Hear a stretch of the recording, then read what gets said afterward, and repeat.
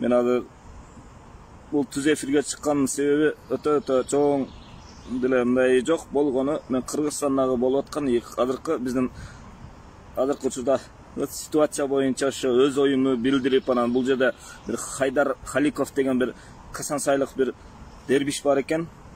Дербиштенип бир нерселер деле сүйлөп, өзүнчө бир нерселер деле жазып, биздин бүтүн Кыргызстан саясий партиясынын лидери Адахын Кимсанбаевичке bir какой-то bir каралоо, какой-то bir өзүнчө эле bir демелер токуп кылып атат да. Ушул кишиге bir жооп бермекчи болуп чыккан мен ушул түз эфиргечи. Анан бүт ушул зомбилерге дагы жакшы bir идея айтып коеюн дегем.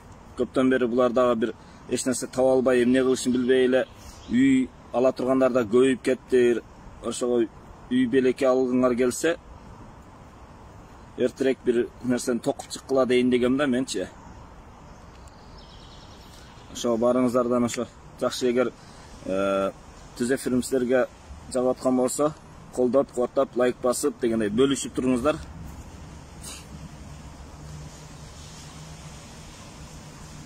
Мен бүгүн Facebook тармагында Айдар Халиков деген бир Садыр Жапаровдун жардамчысы бар экен. Кандайча айтсам, аны мен өзүм тилим менен айтканда бир хачик, мындайча айтканда хачиги бар экен. Ошол эрчиме күчүгү эрчип жүрүп бирдемелерди сүйлөп, Адахын Кимсанбаевичке бир өзү түшүнбөгөн нерсеге мурдун тыгып, тумшугун тыгып аттыр да. Ошол кишиге айтып коет элем. Сен өзүң кайсыл жактан келдиң дагы ким болуп жүрөсүң? Кимдин мамлекетинде, кайсыл жерде?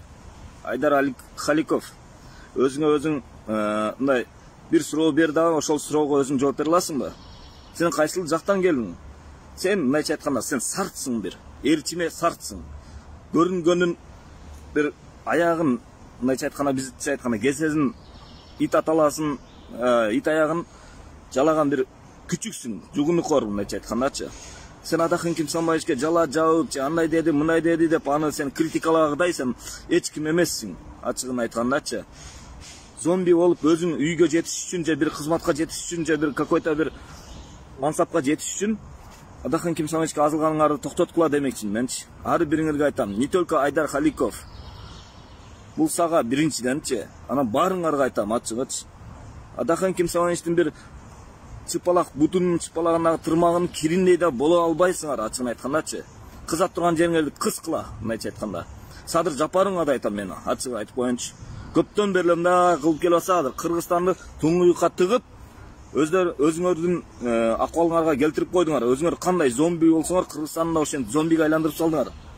Токтоткула ушунайыңардачы. Мына лөлү деп, могул жерде дагы бир лөлүзү жазып аткан, чиганы. Зомбисичи. Адахын Кимсанбаевич лөлү андай мындай депчи. Лөлүнү, Адахын Кимсанбаевич лөлү дейт. Садыр Жапаров лөлү дейт. Лөлүгө окшоп бирөөнүн эшигинде жугунду аңдып, качан мени эшигине чакырып, жугунду куя салар экен деп ошол жакта жүрөт. Ошол лөлү болот. Мени эгер көрүп аткан болсоңор, зомбилер баарыңарга эле бул тиешелүү. Не только Айдар Халиковуңарга эмес, Жапарыңарга эмес, Жапаровду силер өзүңөрчө эле башка кылып алган, кудай кылып, анан бая кылып албадыңарбы? Пайгамбарга теңепчи. Кечеде дагы бирөө жазып атат. Алла Тааладан да улук депчи. Алла Тааладан улук болгудай силерге энеңердин оюн эмес, мындайча айткандачы. Алла Таалага теңегедей бул Садыр ким? Ал бир мындайча айтканда бир чубак. Антип Алла Таалага теңебегиле. Какой-то эле бир чубактычы, ачыгын айткандачы, бир зекти, бир физкультурник алчы. Мен аны өз теңиме алгым келбейт. Адам катары деп сыйлатчымын, анычы убагында мен дагы ушул Садыр Жапаров тура эмес камалып кетти, акыйкатты сүйлөгөн киши эле деп. А мен азыр ошол акыйкатты сүйлөгөн киши деп тарапташы болуп, ошону колдоп жүргөнүм үчүн азыр мен өзүмө өкүнүп атам. Ошондо чыкпайлы, ошонун ары житип жок болуп кетпептир депчи. Атамбаев тура эле кылган экен депчи. Атамбаев да билбеген киши эмес, тура эле кылган экен деп атам менчи. Аны колдош эмес негизичи Атамбаевдичи. Болгону айтарым, бул нерседе өтө Садыр Жапаров президенттикке эмес, даже мен бул убакка чейин канча жолу козгоп, сөз козгоп айтып эле келгенбиз. Дагы айтам мен, ачыгыч. Айыл өкмөтүгө да тең эмес бул кишичи. Биринчи бир көмүр каскан кендерге карагул кылып башташ керек бунучу. Анан ошол жерге бир болуп калса, ошодон өйдө көтөрүлүш керек, көтөрүш керек. А болбойбу бул нерсе, бул кишини жогорку тепкичке кереги жок, сабаты жок, билими жок, илими жок. Ошочу. Сіздер жақсы бөлішіп тұрсаңыздар азырчы. Мен ушул түз эфиримни канчалык көп бөлүшсөңүздөр, ошол Айдар Халиков болобу, Садыр Жапаров болобу, кимисине жетсе дагы баарына жетиш керек да. Мага ошол жетип турса, ошол жакшы болот эле. Сөзбек Тагаев салам, менин азаматсың дейт. Ва алейкум ассалам. Рахмат. Сайрахан Болбекова эжекебиз жазыптыр. Президентке каршы чыгуу жакшы эмес дейт. Президентиңиздер президент болуп, президенттигин аткара алсаң президент болобу же жөн эле мактап жактап эле ошол мындай кылып олтура беребизби? Пакта коюп эле. Качанга чейин олтура бересиң? Кыргызстанды жок кылып жеп бүттү го. Бул жагынан жер сатып, бул жагынан свет сатып. Өзүңөргө келгенде светти сатып атат, а башка жактарга бекер берип келип атат.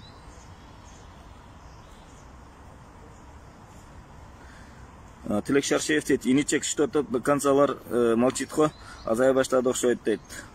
Азаймак түгүл эми барган сайын махабаттарынан сууп, махабаттардан кайта баштады. Көбү түшүнгөндөрү, түшүнбөгөндөрү дагы деле даканса деп коюп эле жүрөт. Баарыңыздардан суранам, ошо мен түз эфиримди бөлүшүңүздөр. Көбүн айтат элем менчи ошол дакансалардынчы. Бир иш кыларда эмес, бир сөздү сүйлөрдө ойлонуп сүйлөгүлө ачыгычы. Силер Адахын Кимсамаевдин деңгээлине жетиш үчүн биринчи менин деңгээлиме жетип алла. Анан силер Адахын Кимсамаевди критикалап, же мындай интригаларыңарды ошондо биринчи мага чыгарыла, анан башка көрөбүз. Ал кишинин бир урмат сыйын эмес, ал кишинин бир чипалаган кирине арзыйсыңарбы? Кыргызстанда мындай кишилер, улуу инсандар өтө чанда кездешет. Анан силер айтып аткан пайгамбарга теңеген зомбиңер эч качан ал улуу инсандардын катарына кирбейт. Силер айтып аткан ал диплом, ал фейковый диплом деп эле фейктердин баягы чоңу деп туруп фейк деген диплом берген. Ичине ачып карасаңар, фейктердин баягы профессору деп туруп жазып берген. Себеби ал диплом неге келди? Түшүндүңөр да өзүңөрчү. Эгер түшүнбөй аткан болсоңуздар, мен айтып коеюн, ал Орхан Инанды кантип жоготту?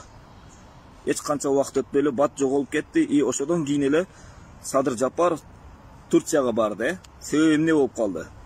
Мына Орхан Инанды берди Турцияга, и алар профессор деген дипломду жазып берди. Садыр Жапаровңаргачы, абаңарга. Мен ошол эле тиянакка келдим, жыйынтыккачы, ошондой эле. Аны эч кандай бул жоголуп кетти же чорныйлар же мындайлар эмес. Орхан Инанды Садыр Жапаров менен ташриф эле кылды. Ошого эч качан силер Кыргызстандын улуу инсандарына теңебей келем ол дакансаңардычы. Дакансаңар эртең лампочка жиберишкен атат. Кече жакшы электрик тозуп алган экен, бир аз зарядтап туруп койду эле, бүгүн базар айланып жүрүптүр Түркмөнстандачы. Шаар айланып жүрүптүр. Өзүңөрчү эле даканса болуп, Садыр Жапаров деп кана кыйкыргандар, кыйкырып, эми даканса кыйкырбайсыңарбы? Же кыйкырганга жараша.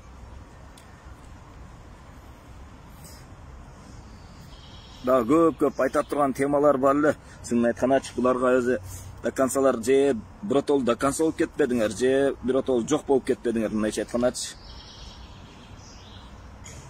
Кыргызстандын жерлери боюнча, Кыргызстандын мен деген мөңгүлөрү боюнча, кум төрдү айтпай эле коеюн, жер үйдү берип келди кечегиде, суулары боюнча канча мен деген адымна бизде Жалал Абад областынын Алабука районунда Орто Токой суу сактагычы бар. Ошол Орто Токой суу сактагычын баягы кылып атат. Өзбекстанга өткүзүп берип атат. Өзбекстанга жөн эле өткүзүп берип койду. Азырчы ошол нерсе ага эмне алды билбейм. Же ал жактан бир өткөндө 20 скорый машина алды эле. 20 скорый машинанын баягысын эжесине ошол Орто Токой суу сактагычын берди окшойт. Султан Тыныбеков дейт, сен кимсиң өзү айтчы дейт. Мен Нурик Кайназаровмун. Өзүм тааныштырганым ушул. Дагы эмне деп айтайын? Кыргызмын, инсанмын. Элхамдулиллах, мусулманмын. Дагы ким деп тааныштырайын өзүмдү? Чем Жапарова лучше меня, нормальный, мозги есть. Ачыгын айтканачы, мен мээм иштейт ага караганачы, Жапаровңарга караганачы. Кудайга шүгүр. А бирок мен ага окшоп, мен өзүмө бийликке багыштабайм мен. Кызмат кылам элим жерим үчүн. А бирок антип сразу бийликке умтулуп түрмөдөн чыга салып барып эле бир креслону кучактап жатып, элдин жердин баягысын эл уулдарын каматып, мен деген акыйкатты айтып, мындай кылып аткандарды каматып, жерлерди сатпайм мен. Элди азап тозокко салбайм мен. Биринчиденчи. Ар бириңер угуп деп атканыңар болсо, ошол уккула, айтып барыла, жеткизгиле. Койчай дейт, Артык Чаргаргаев дейт. Султан Тыныбеков, мусулман болсоң калпты каш айтпачы дейт. Кандай калп болоптур? Айт ошол кайсыл калпты айтып мен сенин башыңды ортуп атыпмын, айтчы. Кыскасы, зомбилер угуп койгула ошол. Садыр албаңар, мына. Кече ал жактан электрик тозуп албаганда, заряд өчүп, бүгүн эч жакка чыга албай, Түркмөнстандын президенти бая кылбай койду. Кабыл албай койду эле, заряд өчүп калмак. Дагы деле кабыл албай атат. Эгер кабыл алса, эми кабыл алгандыр. Бирок бүгүн бир обедке чейин кабыл алды деген бир жакшы кабар болбоду да. Ошол жакка эмне кереги бар? Анын кече Тажикстандын президенти мен жолуганда ошол жакка барган атат. Кыргыз элинин чыккынчысы болду. Кыргыз элинин кечеде канча жарандар кайтыш болду, Кыргыз эли кан жутуп, монтип өз туугандарын, ата-энелерин, бир туугандарын унута албай отурса, бул барып алып Тажикстанга бая кылып атат азыр. Көтүңдү кысчы дейт. Ачылып калыптырбы? Жаап кой анда. Пошел ты нахуй. Уялсаңар, Шумкар Ешполов. Зомби. Зомбилер бир аз уялгыла. Ачыгын айткандачы. Кайсыл жерди сатыптыр? Айтчы, Кыргызстандасыңбы дейт. Кыргызстандамын мен. Сөзүмдү тастыктайсыңбы дейт. Тастыктайм. Азан сен кыскасы айтып койгула. Орто Токой суу сактагычын неге бердиң дегиле. Кемпирабадты берип аткан жерден өзгөнлүктөр, кара суулуктар кыргыз эли кайтарды ошонучу. Элдер чыкпай койгондо акырын билмексен болуп берип коймок. Адакын Кимсанович жер сатканын сен билсең, сен далилдей алсаң, кана ошол документ барбы? Берчи. Документте аны баягы айткан протоколуңарды айтпагыла, берчи. Ал протокол, ал келишим, эч качан ал келишимге мындай болбойт. Акт түзүлсө анан берилиши мүмкүн. А протокол, ал келишимди эч кандай ал жерде кол коюлуп же мындай болбогон. Кол коюлганы бирок президентке жетпеген. Президенткечи.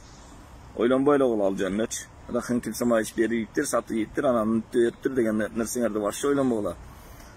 А Садырдыкы явно көрүнүп эле турат. Кайсыл жерде кантип бергени, элди алдап, элди мындай кылып аткандары көрүнүп эле турат. Мына, көрүп атасыңар. Силерге билбейм, анан зомбилерди ашыкча багып атса керек да. Союз кымбаттаса силерге арзан алып берип, продукталарды карагыла, майды карагыла, уунду карагыла, светти кандай акыры. Светти кышында Нарын областына барган айткан эле. Толуу райондорго арзандатуу менен берилет депчи. Наоборот, азыр бүт кымбаттатып салды. Көп обещанияларын берип туруп, азыр эч бир нерсе кыла албады. Ол обещаниялардын бирөөнү да аткара алган жок. Сен дагы документтер барбы? Сенде дагы документтер бар дейт. Бар менде. Бирөө атасам шолча афересин чыкалды. Прокурор жер саткан деген документиң барбы? Жолугалы. Каяктасың дейт. Жолугалы макул. Асың эркек. Ол докансалар эч качан түшүнбөйт дейт. Бул докансалар түшүнбөгөн үчүн ушинтип доканса болуп жүрөт, лөлү болупчу. Лөлү аякта сагала, эшик сагала отурат го. Мен жалданмасы, силерге окшоп жалданы фейк болуп, анан мындай болуп иштебейм менчи. Кудайга шүгүр, өзүмүн эркектик ар намысым менен эле кыргыз адамы болгондон кийин, кыргыздын гражданини болгондон кийин мен ар бир кыргызстандык жаран үчүн мен любой өзүмдүн идеямы, өзүмдүн позициямды билдирем.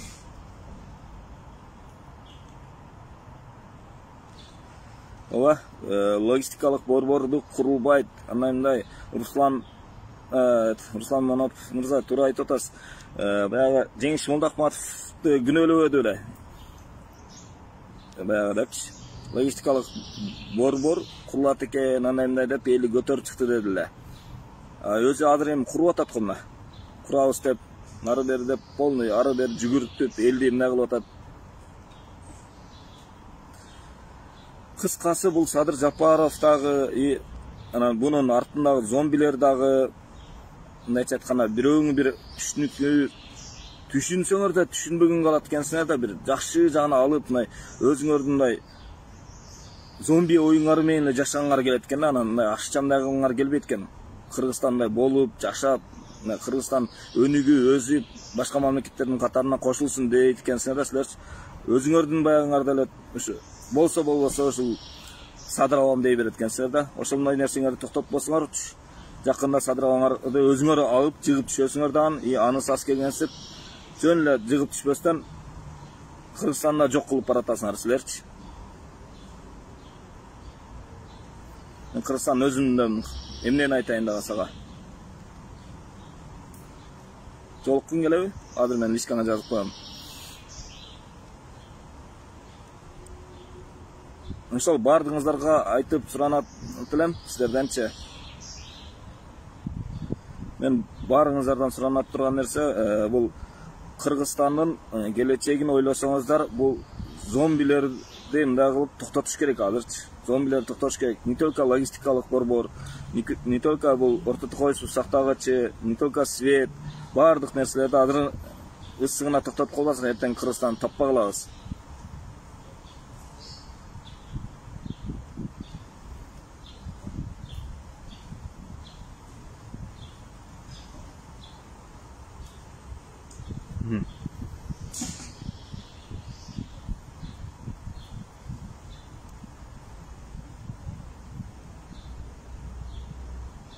Көрүп атасыздар, ар бир мамлекетке барган сайын жөн келбей атат. Бүт жерлерди подарка кылып белек берип келип атат. Ал жер как будто бир атасынан калгандай болупчу. Бул кыргыздын жерлерине бул вообще мындай кылбай калды азырчы. Өзү кыргыз эместигинен бул кыргызды вообще ойлобой калды, кыргыз мамлекетинчи. Бул белек кылып берип туруп, убактылуу өзү жыргап туруп чыгып кетет Кыргызстанданчы. Ошого айтар элем, өзүңүздөр да эч качан мындай кылбаңыздар. Каршы чыгыш керек буга.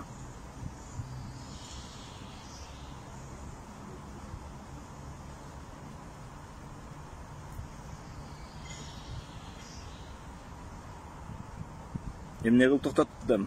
Токтотканымда көрөсүң, Садыр Жапаровдун көп эле кылыктары болуп атат. Азыр өзүңүздөр көрүп, билип тургандай эле бул айта берсек азыр иш көп мындачы. Иш көп. Аны өзү сезбей калып атат. Эмне кылып, эмне деп сүйлөп, эмне деп кайсы иштерди кандай кылышын деле билген жок булчу. Баары эле ушунайбы десе ооба деп коюп атат.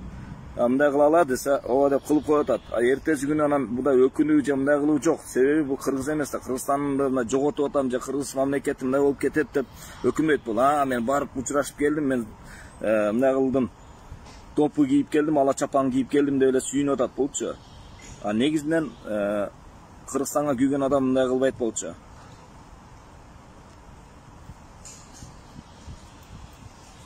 Ошого бардыгыңыздардан суранычы, бул нерсени жөн калтырбастан ар бирибиз өзүбүздүн мекен үчүн, жерибиз үчүн, элибиз үчүн азыр биз ат башыдагы логистикалык борбору боюнча дагы өзүбүздүн оюбузду билдирели. Кемпироват суу сактагычы го эми азырынча калды. Бирок Кудай буйруса бул ошону да кайра мындай кылып коюшу мүмкүн. 6% дейт. 6% ким экенин билесиңерби? Деме.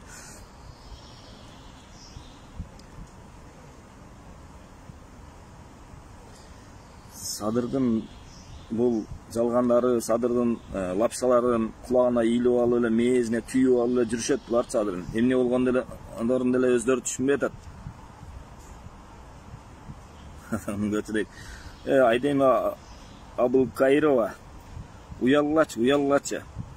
Эмне деген адамсыңар, Эмне деген инсансыңар? Инсансыңарбы же ким, фейксиңби? Же Айгүл Айымдын фейкисиңби? Канча акча төлөп атат сага? Кыргызстандын эли азыр Кыргызстандан айыл жериндеги, шаар жериндегилер эле жумуш жок, кымбатчылык, продукталар кымбат, тажап кетти, кандай жашашты деп түшүнүшпөй калды. Аны түшүнбөгөн онол конокчубуз конок болуп жүрөт ал жактачы, мехмандос болуп.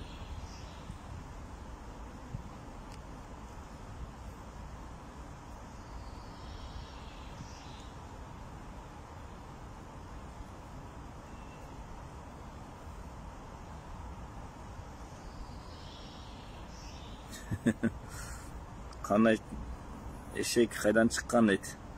Кайдан чыкканымы сен билбейсиң. Аны билиш үчүн дагы баштан төрөлсөң.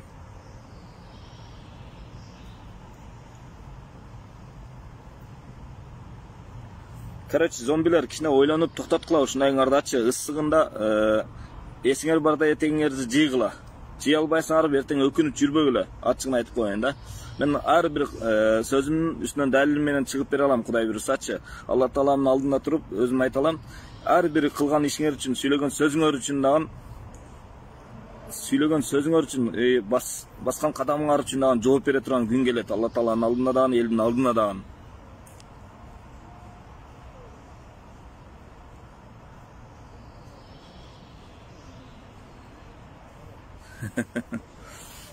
Мен оозума келген оттосом силерге кыйын болуп калат го. Мен оозума келген оттой бергидей ал мен садыр же баягы эмесмин да, зомби эмесмин да.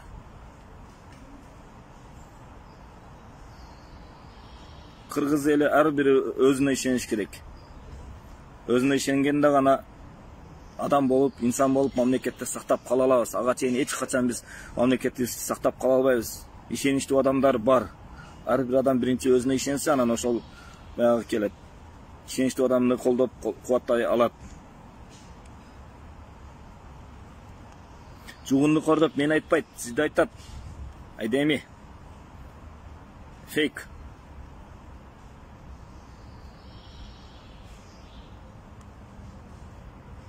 Ар бириңердин силердин кантип ким менен сүйлөшүп, каерде мындай кылганыңар, жазгандарыңарга чейин мен текшерип коюп турбайм. Угуп, көрүп калып мен күлөм да силердин ар бир обсуждениеңерге, комментарийлериңергечи. Да күлөсүң да жөн элечи, адам күлкүзү келбейт, айла жок күлөсүң да. Тоба кылдым, аман эле болгула дейсиң силердичи. Болгону кыргыз деп, ушу Кыргызстандын жараны го дейсиң, дагы деле оңолбойт экенсиңер силерчи. Ошол Кыргызстандын оңолуш үчүн силердей зомбилер ушу жок болуп кетсе, Кыргызстан оңолмок ачыгычы. Оңолуп кичине башка мамлекеттер сыңары болуп, биз да өнүп өсүп дегендей анча оңолмокпуз да. Садырыңар мисалы, мейли мен жөнүндө эмес, Адахин Кисманович жөнүндө эмес, Садыр Жапаров эмне иш кылды? Кана, кустуруп эле атат. Кускан кузундулар кайда кетти? Кытайдан карыз кутулдубу? Кайсы мамлекетке карызыбыздан берилип, мына ушунча карыз кутулду деп айткылачы. Мынча карыз кутулду, бирок мындай болуп атат. Мынча чиновниктер мынча түштү акча Кыргызстандын баягысына депчи, бюджетине. Мынча кетти деп айткыла, анан ошого жараша мейли, иштеп атыптыр дейли. Бул только чөнтөгүн эле уруп атат, ары бери командировка кылып жүргөнүн эле уруп атат азырчы. Кыргызстанды өндүрүп, өстүрүп, мындай иштеп кетейин эмес булчу. Только ошол чөнтөгүн уруп, ары бери кылып эле жумшап эле жүрөт.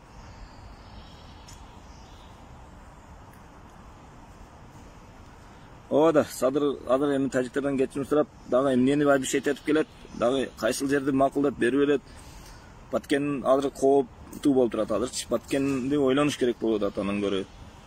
Кыргызстандыктар азыр мисалы Ысык көл, Чүй, Нарын тараптарга барсаңыздар, көбү Баткендикти билбейт экен, Баткен жеринчи.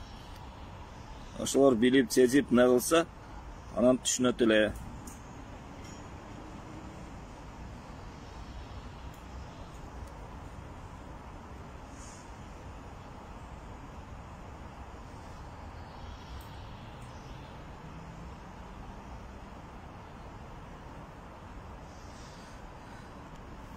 Кузундуну кустуруп алып, кайра эле өздөрү жутуп азыр эмне кылып атат, ачык элечи. Ошол эле кузунду менен элди алдап атат азырчы. Мындай кылып атабыз, андай кылып атабыз деп канча обещанияларды берди. Ар бир обещанияден хотя бы ошончо адам бирөөгүн бир аткарып койгон жок.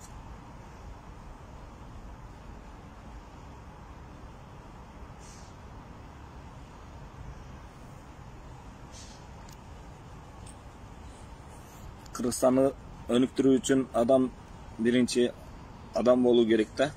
Өзүн өзү эмне кылуу керек. Ошондо гана өзүнүн мамлекетин эмне кылса, анан адам болуп аласыңар.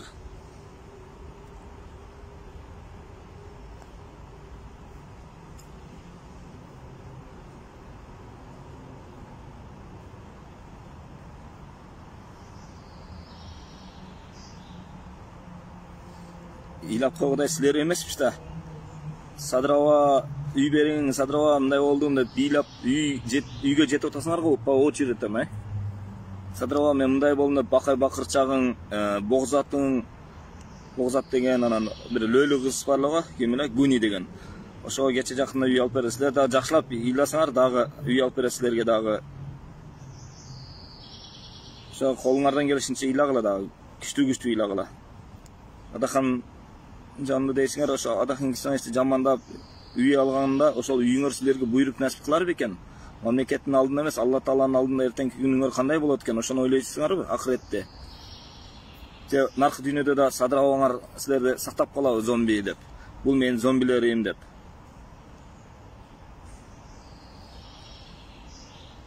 Кыскасы туугандар, бул бийлик менен, бул зомбилер менен биз эч жака, бул Кыргызстан мамлекети оңолчудай эмес. Кыргызстан мамлекети жок болот. Жакындачы ушундай кете берсекчи. Ошо лучше биз колдон келишинче өзүбүз кыргыздар аракет кылышыбыз керек. Менин максатым бийликти мындай жыгытуу эмес, менин максатым Кыргызстанды сактап калуу. Бийликтегилер өзүңөрдүн шоруңарды өзүңөр жейсиңер жакындачы. Бийликтин тряпкалары да өздөрү жейт жакындачы. Бийликтин мындайча айтканда мен буларды прокладка деп коем, бүт садырынчы.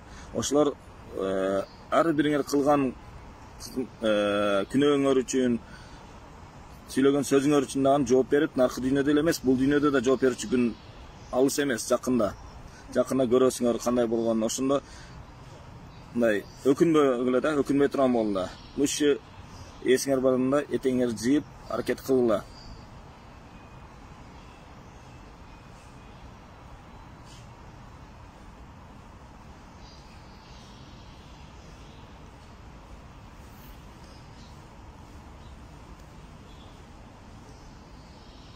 Жакында эми баарыбыз Кудай буйруса түз эфирден ар дайым чыгып турам, эми Кудайым буйрусачы, колуман келишинче убакыт таап жумуштанчы. Ошого үмүт кылабыз. Бирибиз менен бирибиз Кудай кылса жакшы, маанайда жакшы күндөрдө жолугушканга Кудайым жеткирсин. Анан мондай зомбилердин сөздөрүнө, мондай баягыларга ишенбеңиздер. Булар алдап келген, дагы деле алдай берет. Мен жанага өз сөзүмдүн башында мен Айдар Халиков деген бир зомби боюнча баштадым эле. Ошол боюнча дагы айтып коеюн. Ошол Айдар Халиков, анан ол зомбилер кичине кыса турган жериңерди кыскыла токтоткула, мындай ысыгындачы барыңар айтып коеюн. Калган биздин замандаш досторго рахмат айтам. Убакыт бөлүп, көңүл буруп көрүп отурганыңыздар үчүн рахмат. Барыңыздар үчүн ишиңиздер илгери болсун, тынччылык болсун.